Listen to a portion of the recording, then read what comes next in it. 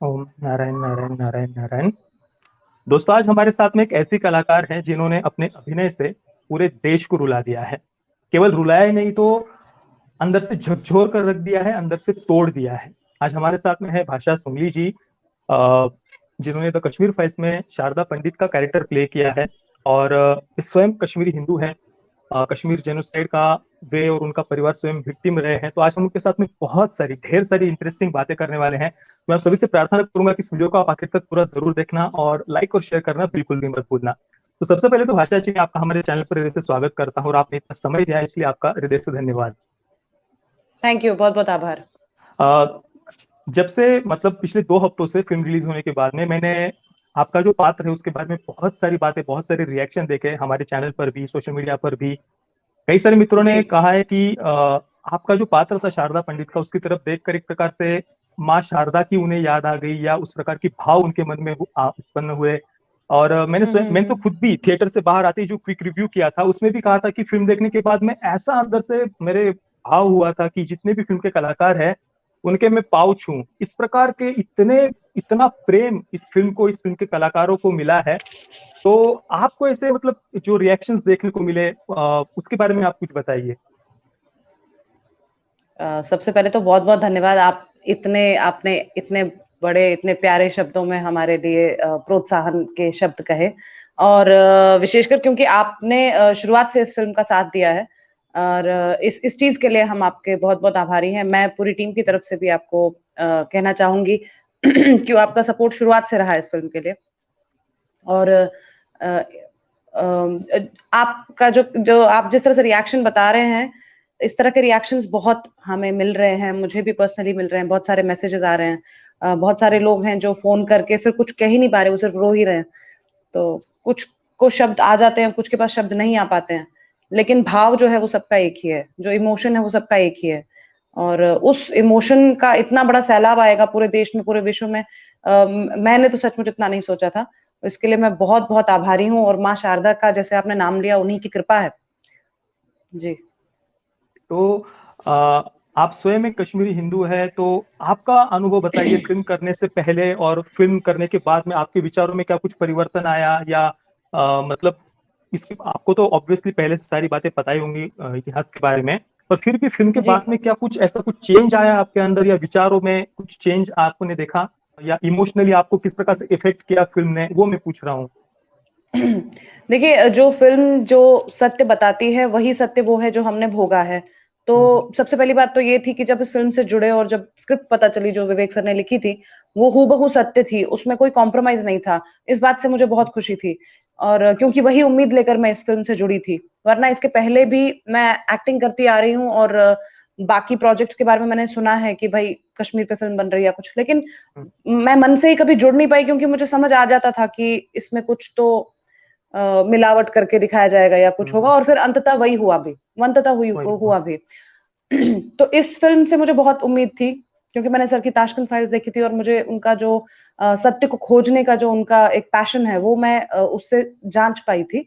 तो ये फिल्म मेरे लिए उस तरह से जुड़ना, मेरे लिए मुझे लगा कि बहुत सौभाग्य होगा, being a Kashmiri my self, being somebody from the artist background. तो मतलब अगर एज एन आर्टिस्ट मैं इसमें कंट्रीब्यूट कर पाऊँ किसी भी डिपार्टमेंट में, तो मेरा सर से जब मिलना हुआ और मैंने वो स्क्रिप्ट देखी और मुझे रोल मिला था, तो मुझे एक आशा हुई कि जब ये फ़िल्म आएगी और जब लोग इसको समर्थन करेंगे, जब लोग सत्य जान पहली बात तो लोग सत्य जानेंगे, उससे मुझे बहुत खुशी हुई थी कि एक मास लेवल पे जो लोग हैं, क्योंकि काफ़ी लोग अभी भी मतलब, और आप भी जानते हैं कि रिएक्शंस लोगों के इस तरह के भी आए हैं कि हमें ये पता नहीं था। तो वो मुझे खुशी थी कि एक मास लेवल पे ये जानकारी लोगों को जाएगी। उसके बाद वो संवेदना के स्तर पे कितना उनको छू पाएगी, वो अलग बात है, क्योंकि वो तो मैं आपको बिल्कुल स्क्रैच की बात बता रही हूँ, अभी जब सिर्फ स्क्रिप्ट के पन्ने हाथ में थे। फिर फिल्म बनने के बाद जब वो ट्रांसलेट हुआ into the real emotions of people, अभी आप देखिए ना, आज मुझे पता चला किसी महिला ने अपने खून से पोस्टर बनाया है। हाँ हाँ, मतलब मैंने भी देखा वो हाँ, पोस्ट। हाँ, मैं काफ़ी डिस्टर्ब हुई वो देखकर, क्योंकि और मैं उससे ये समझी कि किस हद तक इस फ़िल्म ने उनको छुआ है, इस सच्चाई ने लोगों के दिलों को छुआ है, और उसके लिए उनका मतलब कोटि-कोटि नमन, आभार।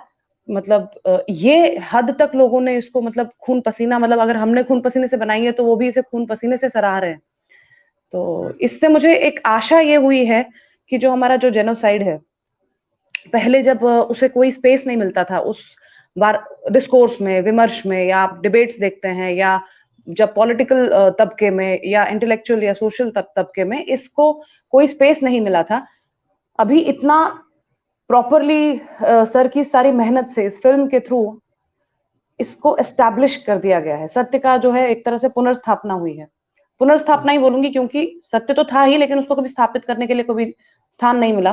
तो ये अब पूरी तरह से मतलब इस पे ठप्पा लग चुका है कि ये सत्य है, ये सत्य था और ये हम इसे मानते हैं, और ये आगे ना हो इसके लिए क्या ठोस कदम उठाए जाने चाहिए उसके प्रति एटलीस्ट सरकार का तो मैं क्या कहूँ, लेकिन जनता तो जागरूक हो गई। और जब जनता जागरूक होती है और जब जनता किसी चीज के को अपने कंधों पे उठाती है और उसको मुहिम बनाती है या मूवमेंट बनाती है, तो सरकार को उसको स्वीकार करना ही पड़ता है। सरकार से मेरा मतलब है जितनी भी सक्सेसफुल सरकारें हैं जिन्होंने आज तक इस पर कोई भी मतलब वो नहीं दिया था, ध्यान नहीं दिया था, क्योंकि उन्हें लगा कि समुदाय बहुत छोटा है या तो पॉलिटिकल वोट बैंक नहीं है, तो अगर हम नहीं कुछ अगर नजरअंदाज करेंगे तो चलेगा। लेकिन अब नहीं चलेगा, क्योंकि अब जो हमारा छोटा सा समुदाय था वो इतना बड़ा समुदाय बन चुका है, क्योंकि सारी जो विश्व की और जो भारत की जो जनता है, पूरा देश जुड़ गया है, कि देश नहीं, देश के बाहर से भी पूरा विश्व इसके साथ जुड़ गया है। तो उसकी मुझे आशा है। और when I say सरकार, it also means Supreme Court, it also means people who can give justice, who can deliver justice, who should deliver justice. जी।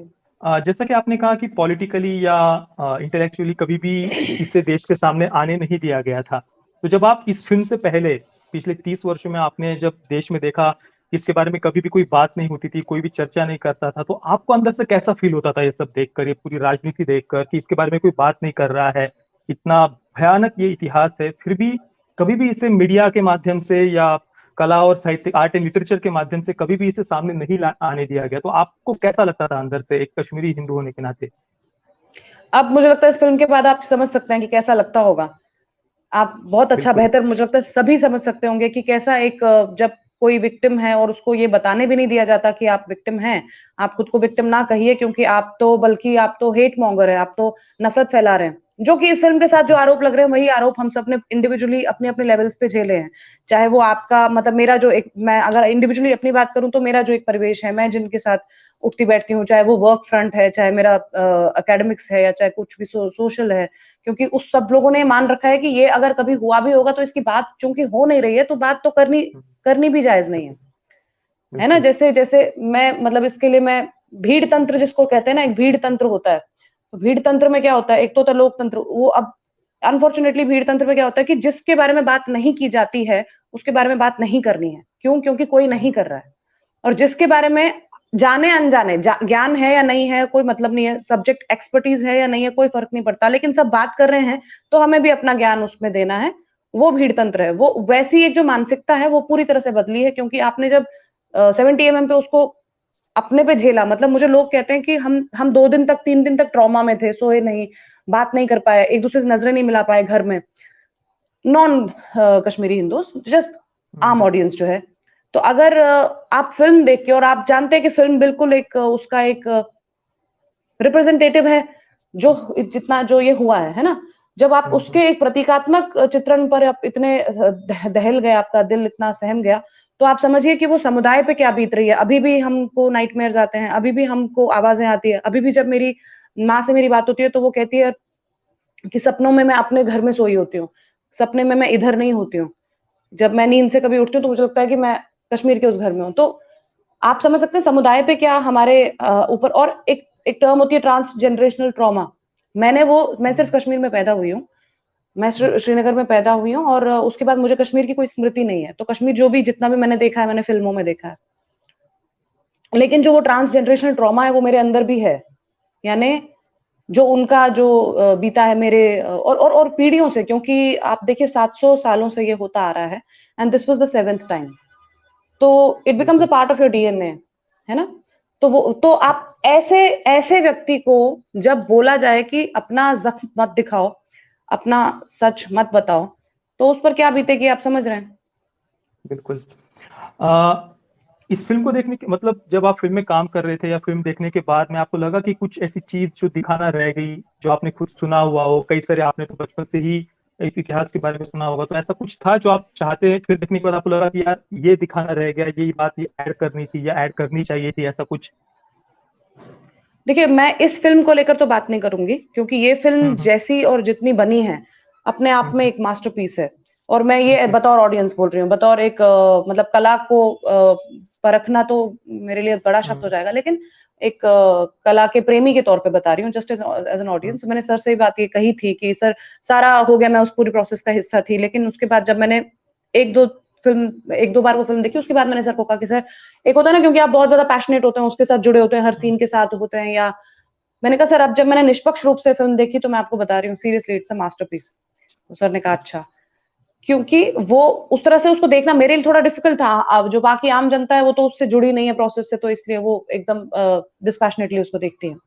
तो इस फ़िल्म की तो मैं बात नहीं कर पाऊँगी, लेकिन क्योंकि ये फ़िल्म भी आप देखिए ना, हमारी भी मतलब मजबूरियाँ हैं, 2 घंटा 50 मिनट में हम्म। हम कितना समेट सकते हैं।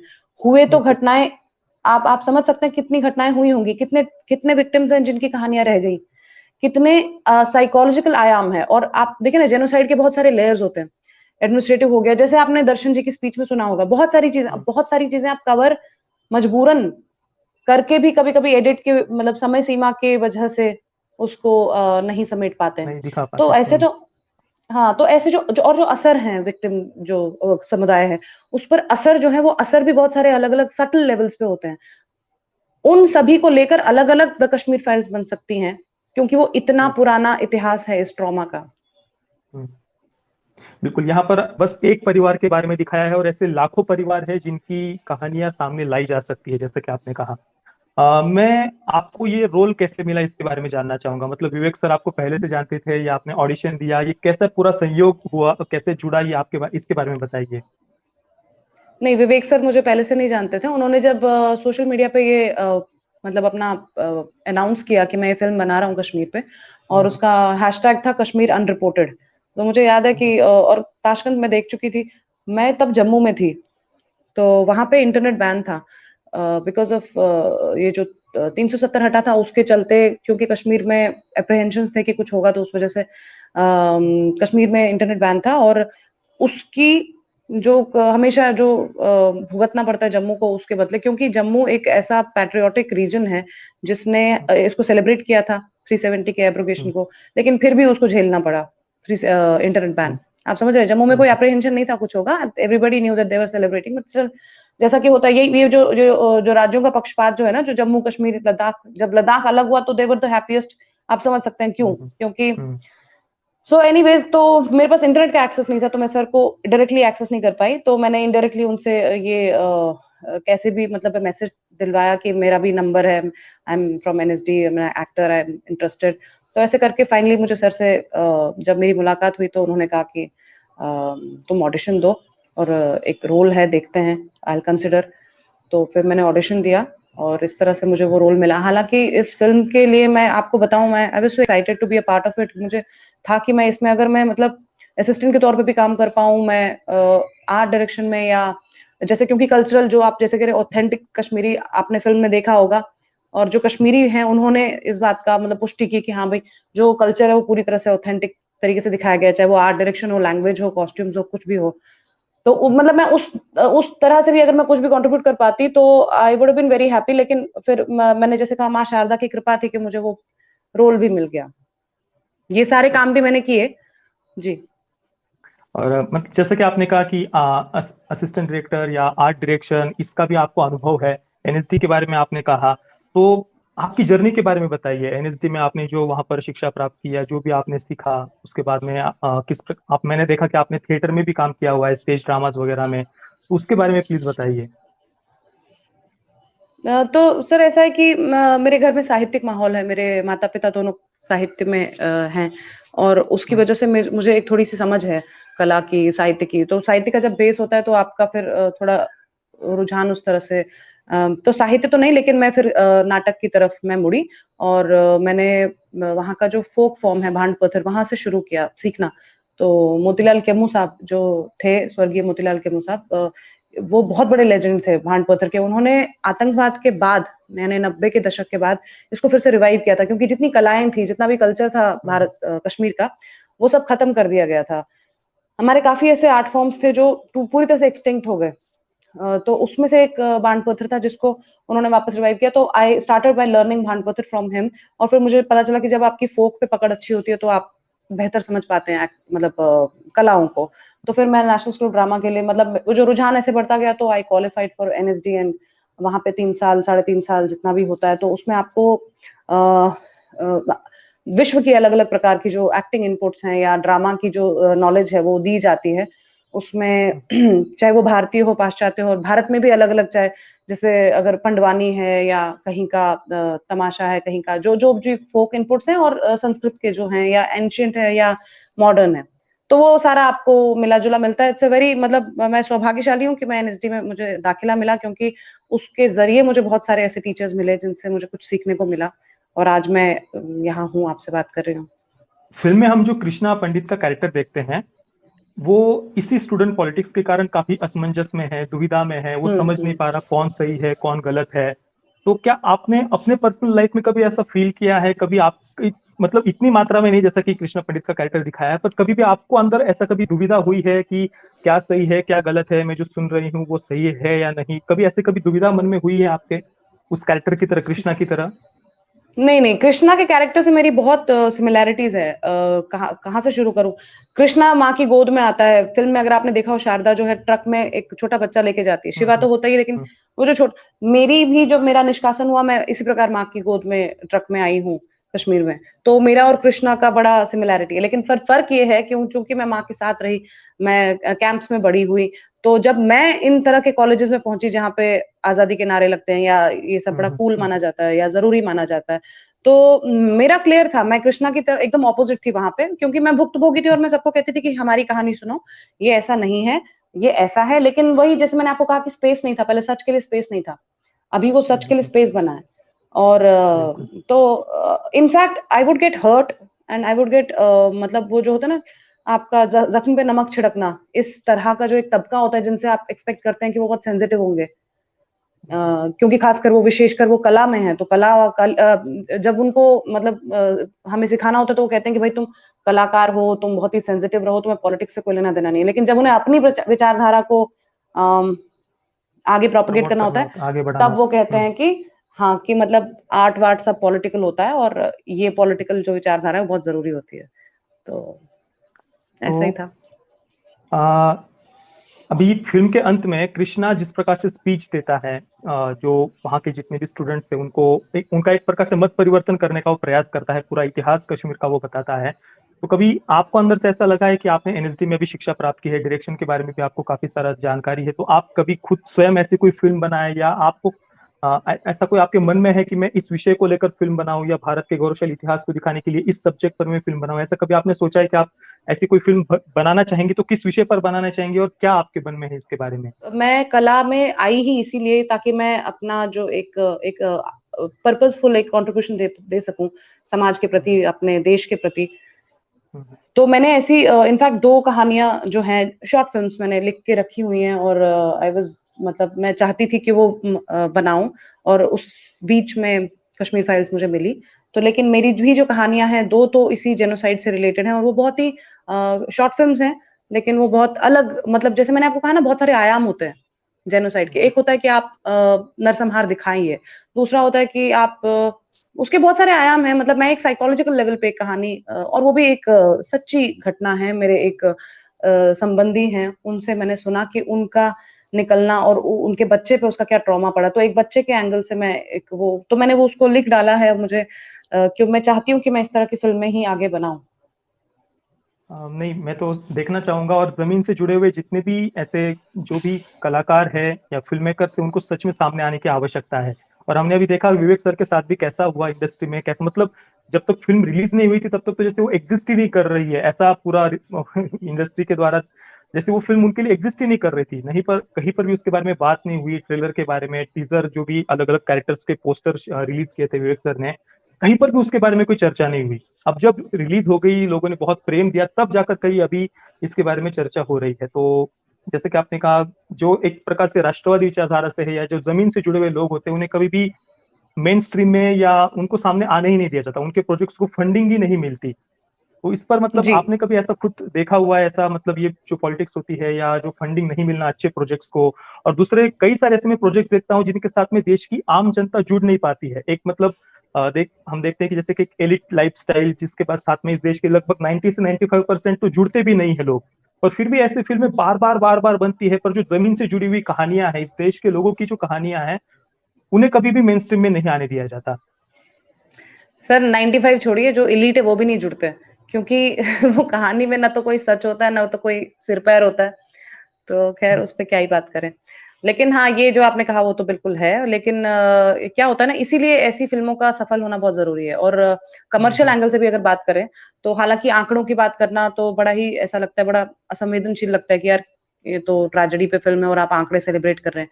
पर मेरा इसमें ये मानना है कि आँकड़े जो हैं, अनफॉर्च्युनेटली लोग जो हैं, कभी-कभी सिर्फ़ वही समझते हैं, वही भाषा समझते हम्म, हैं। है ना? कई ऐसी फ़िल्में बिल्कुल। हैं जो लोगों को पसंद नहीं आई हैं, लेकिन उसके आँकड़े थोपे जाते हैं कि भाई देखो ये आँकड़ा था इसका मतलब वो हिट है। है ना? आप भी जानते होंगे बिल्कुल। ऐसी बहुत सी फ़िल्में हैं। यानी इसको अगर आपने एक माना है एक मापदंड सफलता का, तो उस मापदंड पे भी ये फ़िल्म खरी उतरनी चाहिए, और खरी जो कि उतरनी उतर रही चाहिए। है। जो कि उतर रही है। तो उस तरह से, और उसके अलावा ख़ैर वो तो एक पार्ट है, लेकिन उसके अलावा जो जैसे मैंने आपको कहा, जो जो दिल में जो ये बस गई है लोगों के, जो इस पात्रों को, ये जो पुष्कर नाथ जी की पूरी फैमिली है, उसको जो प्यार मिला है, सम्मान मिला है, और जो लोगों ने माफ़ियों के मैसेजेस भेजे हैं कि हमें माफ़ कर दीजिए, हमें नहीं पता था। एक तो ये, और दूसरा कि मुझे तो ऐसे-ऐसे मैसेजेस आए कि मतलब सॉरी दीदी, मैं आपको बचा नहीं पाया, मेरा बस चलता, मैं मतलब स्क्रीन फाड़ के मैं अंदर जाके आपको बचाता। इस तरह के कुछ-कुछ बहुत ही भावावेश पूर्ण मतलब मैसेजेस आए। तो वो जब होता है तो एक आपको, जो आप जिस वर्ग की बात कर रहे हैं, जो आँखें पहले मूंदता है, फिर उनको आँखें खोलनी पड़ती हैं, क्योंकि वो सोए नहीं होते हैं, वो आप समझ सोने गए का ना? नाटक कर रहे होते हैं। हाँ, सोने का। और आपने जैसा कि कहा, मैं भी ऐसे किसी फिल्म का नाम नहीं लेना चाहूंगा, पर अभी हाल ही में एक फिल्म मैंने देखी, 180 करोड़ के करीब कुछ बजट था, और उस फिल्म ने जब बॉक्स ऑफिस पर 70-80 करोड़ ही कमा लिए थे, तो भी पूरा इंडस्ट्री सेलिब्रेट कर रही थी उसे। 180 करोड़ हुँ, बजट है और 70-80 करोड़ ही जब उसने कमा ली, तो भी उसे सेलिब्रेट किया जा रहा था। पर अभी हुँ, वही हुँ, लोग हुँ। द कश्मीर फाइल्स के बारे में एक आर्टिकल तक नहीं लिख रहे, कहीं पर इसके बारे में कोई चर्चा ही नहीं हो रही है। तो जी, ये जी, मतलब जी। हम साफ तौर पर देखते हैं। इसके बाद क्या आपको लगता है कि द कश्मीर फाइल्स आने के बाद में बॉलीवुड में क्या चेंज आएगा, या कुछ बदलाव आप आगे देखते हैं? मैं बॉलीवुड को एज़ इट इज़, मतलब बॉलीवुड की तरह से तो मैं मतलब मैं इसको नहीं समझती, पर जैसे जो इंडिपेंडेंट फ़िल्म मेकर्स हैं, जैसे अगर मैं अपनी बात कहूँ या बाकी लोग हम्म, हैं, उनमें साहस हम्म, ज़रूर आएगा कि अगर मैं एक सब्जेक्ट बेस्ड और सच्ची और पूरी, मतलब उसका शर्त ये होनी चाहिए कि उसमें निष्ठा पूरी होनी चाहिए आपकी, उसमें कॉम्प्रोमाइज़ नहीं होना चाहिए, जल्दबाज़ी नहीं होनी चाहिए। ये जल्दबाज़ी नहीं हम्म, होनी चाहिए कि अभी भी मतलब ऐसी फ़िल्म आ गई थी तो हम भी कुछ बना दें, और मतलब हालाँकि वो सच्चा हो, हम्म, लेकिन उससे क्या होता है कि अगर आपकी प्रिपरेशन पूरी नहीं है, कच्चा काम है, तो क्या होता है, वो कॉज़ को हार्म होता है। तो अगर आप इससे समझें कि देखिए, आप सर का ही रिसर्च देख लीजिए, 4 साल का रिसर्च हम्म, है। उसके पहले भी उनकी इतनी एक्सपर्टीज़ है फ़िल्म बनाने की, और इतना वो इतने मतलब विचारक लेवल के, चिंतक हम्म, किस्म के व्यक्ति हैं, इतने ज्ञानी हैं। हम्म, तो यानी अगर आपके पास इस वक़्त एक दरवाज़ा खुला हुआ है, और आपको ये पता है कि जनता इस प्रकार से सत्य को जो है स्वीकारती है। ऐसा नहीं है कि जनता पे जो जैसे थोपा जाता था ना कि हम तो इस तरह की फ़िल्में इसीलिए बनाते हैं क्योंकि पब्लिक देखना चाहती है। पब्लिक ने कभी नहीं कहा कि वो देखना चाहती है, और वो पब्लिक को ब्रांड कर देना, या कि मतलब ये लोग बिल्कुल। इंटेलिजेंट फ़िल्में तो चलेंगी नहीं, हम्म, है ना? कि जिसमें जिसमें नाच-गाना नहीं होगा, या कुछ कॉमेडी के नाम पे कुछ फूहड़गिरी नहीं होगी, तो वो फ़िल्म तो चलेगी नहीं। ये जनता ने कभी नहीं कहा, और जनता ने इस फ़िल्म को सराह के वही सारी जो मिथ्स हैं वो हटा दिए हैं। You know we want we मतलब आप हमारी बिल्कुल। इंटेलिजेंस को भी रिस्पेक्ट रिस्पेक्ट करिए, आप अच्छी चीज़ बनाइए, हम इतने इंटेलिजेंट हैं कि उसको हम सराह पाएँ। तो ये जो मैसेज अभी मिला है इंडिपेंडेंट फ़िल्म मेकर्स को, मैं ज़्यादातर इंडिपेंडेंट फ़िल्म मेकर्स पे ज़्यादा फ़ोकस इसलिए कर रही हूँ हम्म, क्योंकि जो एस्टेब्लिश्ड है वो तो एस्टेब्लिश्ड है। उनका हृदय परिवर्तन होता है कि नहीं, उससे मुझे कोई क्योंकि उससे उनको भी कोई फ़र्क नहीं पड़ने वाला, they are all established. I am only talking about, because अगर एक चेंज आएगा देश में तो वो नए और यंग फ़िल्म मेकर्स से ही आएगा। और उनके लिए बिल्कुल। ये बहुत बड़ा प्रतीक है, ये बहुत प्रतीकात्मक विक्ट्री है, जिससे हम्म। उनके लिए रास्ते खुलते हैं। और आपने जो बात कही कि आज से पहले मैंने भी देखा हुआ है, मैंने चिन्मय सर से भी ये प्रश्न पूछा था, अभी कल ही मैंने उनका इंटरव्यू लिया, उनसे भी मैंने ये बात पूछी थी कि मैंने कई बार देखा है कुछ ऐसे इंडस्ट्री के अंदर के लोग या कुछ क्रिटिक्स जो इंडस्ट्री से जुड़े हुए क्रिटिक्स हैं, वे हमेशा, मैं कई वर्षों से ये बात सुनते आ रहा था, वो कहते हैं कि भाई इस देश के लोगों को ना आर्ट की समझ ही नहीं है, कला की समझ ही नहीं है, आर्टिस्टिक फिल्में इन्हें पसंद नहीं आती, इनको तो बस मसाला फिल्में ही पसंद है, फुहड़ता ही पसंद है, बस इनको कुछ ऐसा ऑब्जेक्टिफाई कर दो, बस मतलब यही इस देश के लोगों को पसंद है, ऐसा दिस इज सच एन ऐसा दिस इज देखिए, this is such an insult to me also. I am also an audience. बिल्कुल। आप भी एक ऑडियंस है, आप भी एक हम्म। ऑडियंस। हर एक को ये इंडिविजुअल तरह से तो ये बहुत बड़ी इंसल्ट है। ऐसे आप कैसे कह सकते हैं? और ये वो पर यही इसलिए, कहा गया है। और अभी इस इंटरव्यू से पहले मैंने थोड़ा सा जब गूगल पर आपके बारे में सर्च किया था, हम्म।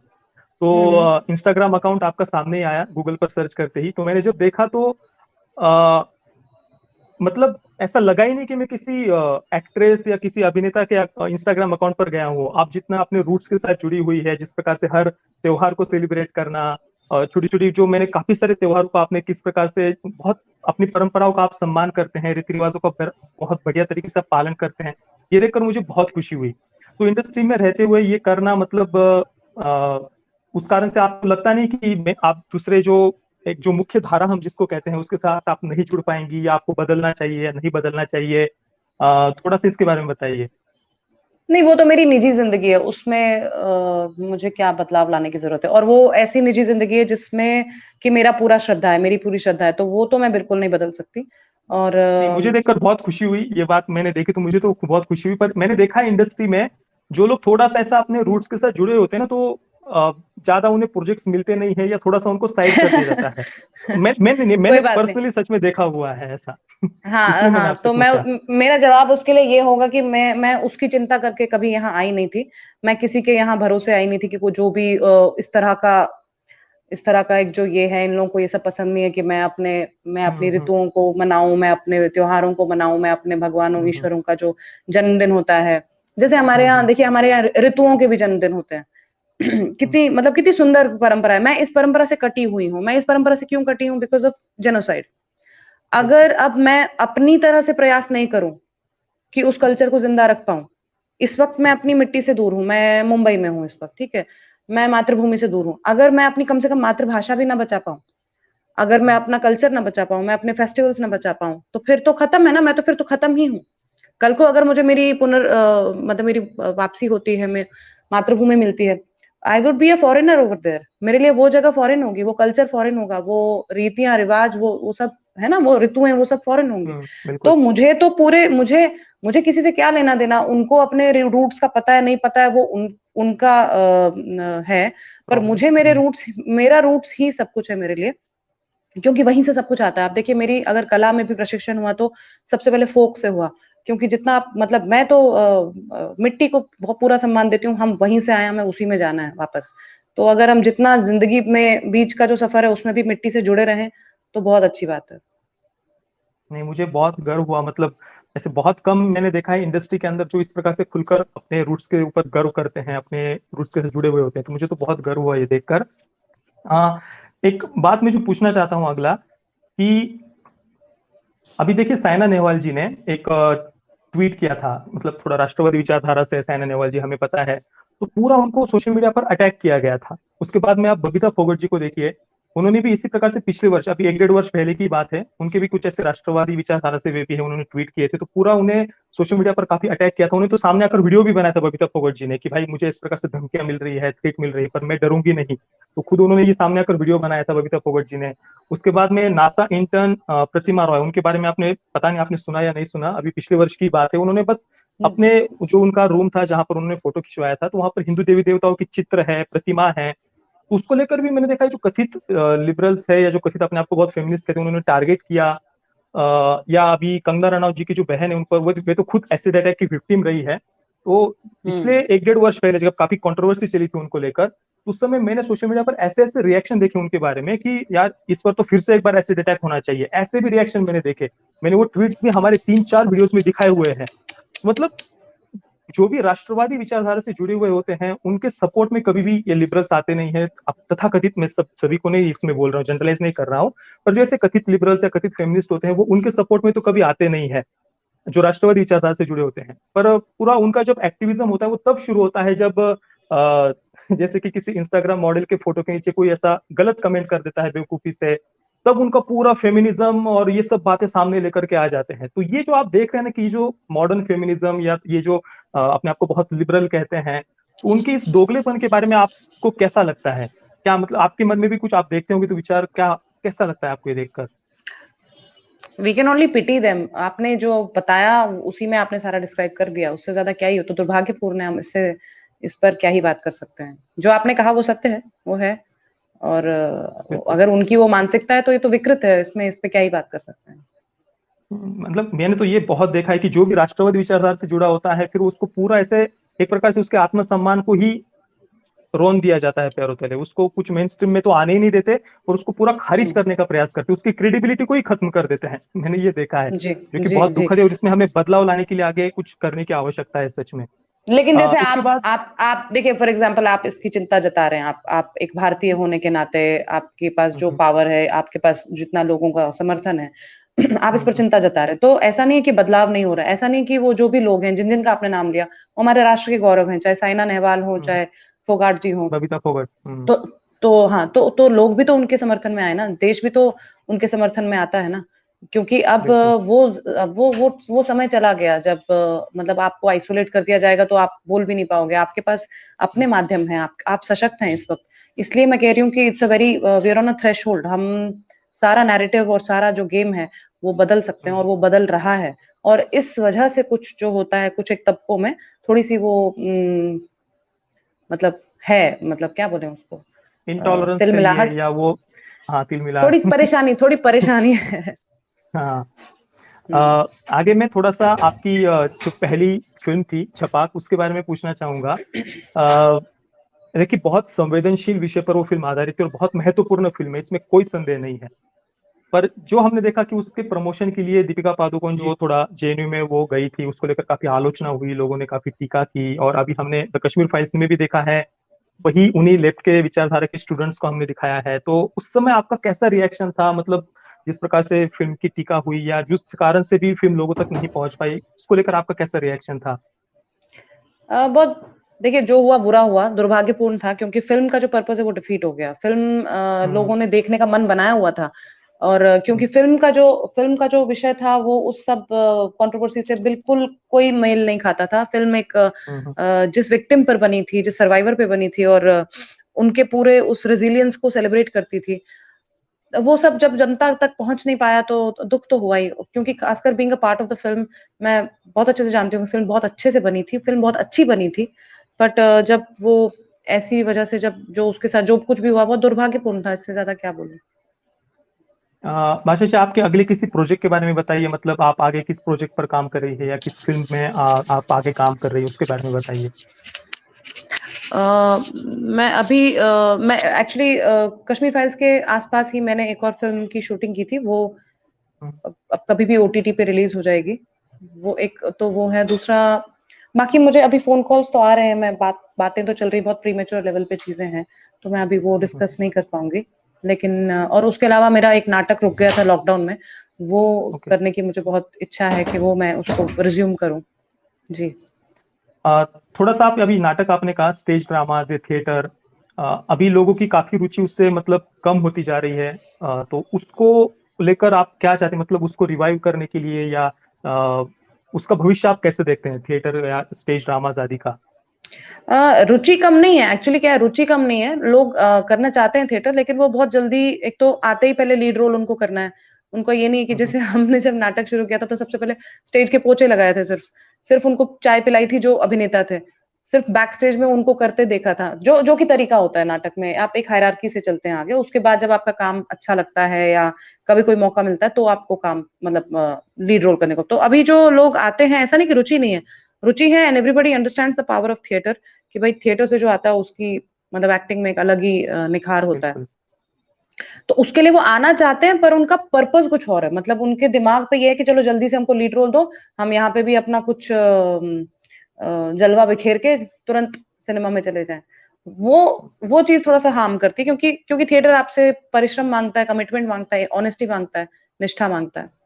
और बिल्कुल। मुझे तो थिएटर से बहुत प्यार है, मेरा पहला प्यार थिएटर है और रहेगा, क्योंकि मैं जब भी फ़िल्म करती हूँ या फ़िल्म, जैसे अभी भी मैं बता रही हूँ आपको, फ़िल्म करने के बाद एक तरह से अभी मैं कश्मीर फाइल्स की शूटिंग के बाद अभी रिलीज की जब बातें चल रही थी सर यूएस में जब थे, उस दौरान मैं जम्मू में थिएटर कर रही थी और मैं 2-3 महीने का मेरा एक वर्कशॉप चल रहा था जो वहाँ के जो युवा लोग हैं, जो कलाकार हैं, क्योंकि ऐसा नहीं होना चाहिए कि उन्हें ये लगे कि अरे तो बॉम्बे से है और है ना, acting is all about Bombay. No no, it's about your roots. तो मैं वहां जाके उनके साथ मैंने उनको बोला कि सीख लो, जो मैंने 3 साल या इतने साल जो भी सीखा है वो सीख लो। फिर वहां पे नाटक किया तो मुझे बहुत अलग लेवल की सेटिस्फेक्शन मिली। एक थिएटर की सेटिस्फेक्शन अलग होती है। फिल्म अपनी जगह है, थिएटर अपनी जगह है। बिल्कुल।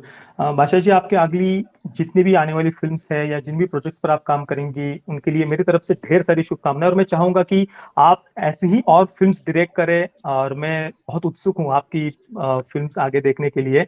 और हमारे थैंक यू, चैनल को थैंक इतना यू, समय थैंक यू। दिया आपके लिए, इसके लिए आपका हृदय से धन्यवाद।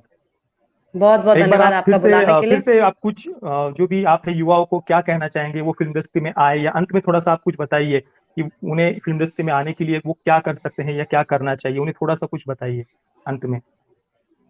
इंडस्ट्री मतलब देखिए, अपनी तैयारी पूरी रखिए, अपनी तैयारी पूरी रखिए। आपको मौका कब मिलता है पता नहीं, अब मौका ढूंढने के चक्कर में समय बर्बाद मत करिए कि मैं इस पार्टी में चला जाऊं, उस प्रीमियर में चला जाऊं, कोई किसी की मेरे पे नजर पड़ जाए। बड़ी फिल्मी बातें हैं यहाँ फिल्म की दुनिया को लेकर कि कोई सड़क चलता मुझे देख लेगा और स्टार बना देगा, किस्मत की बात है, किस्मत बहुत बड़ा है। ऐसा कुछ नहीं है। अपनी तैयारी रखिए, अपने कल्चर से जुड़िए, अपने रूट से जुड़िए, अपने पर जितना आपको कॉन्फिडेंस होगा। अभी जब आपने मेरे लिए भी पूछा कि ये जो एक विशेष प्रकार का तबका है वो इस प्रकार के लोगों को पसंद नहीं करता है जो अपने कल्चर को सेलिब्रेट करते हैं या अपने रूट्स को सेलिब्रेट करते हैं, तो उसका मेरा भी यही जवाब है कि मैं पूरी तरह से कॉन्फिडेंट अपनी कला पर हूँ। मतलब मैं नेट क्वालिफाइड हूँ। मैं अगर कभी भी चाहूँ तो असिस्टेंट प्रोफेसर के लिए अप्लाई करके मैं उस विधा में जा सकती हूँ, उस एकेडमिया में जा सकती हूँ। बट मैंने अपना समय दिया यहाँ पे और अच्छी बात है कि मुझे वो मौका मिल रहा है और अभी इतना एक्नॉलेजमेंट हो रहा है।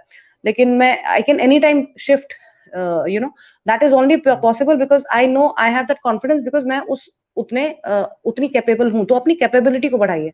जब आप अपनी कैपेबिलिटी बढ़ाएंगे तो कोई आपको डिक्टेट नहीं कर पाएगा टर्म्स। ये सबसे बड़ी बात है, क्योंकि जो युवा यहाँ पे आते हैं वो इसी जगह पे फंसते हैं, यहीं फंसते हैं, क्योंकि एक तो उनको आना बहुत जल्दी होता है। उन्हें लगता है 12th पास कर लिया, भगवान ने शक्ल अच्छी दी है, हिंदी आती है, एक्टिंग कर लेंगे, और यहाँ फंसते हैं। आपका बहुत बहुत धन्यवाद, इतने अच्छा आप एक मैसेज दिया युवाओं के लिए, और फिर से एक बार आपका हृदय से धन्यवाद। बहुत बहुत धन्यवाद, मुझे बहुत अच्छा लगा आपसे बात करके। बहुत बहुत धन्यवाद। ऐसे ही आप अपना जो देश हित का जो धन्यवाद। आपने क्रांति चलाई है, चलाते रहिए। सारा देश आपके साथ है। बहुत बहुत धन्यवाद।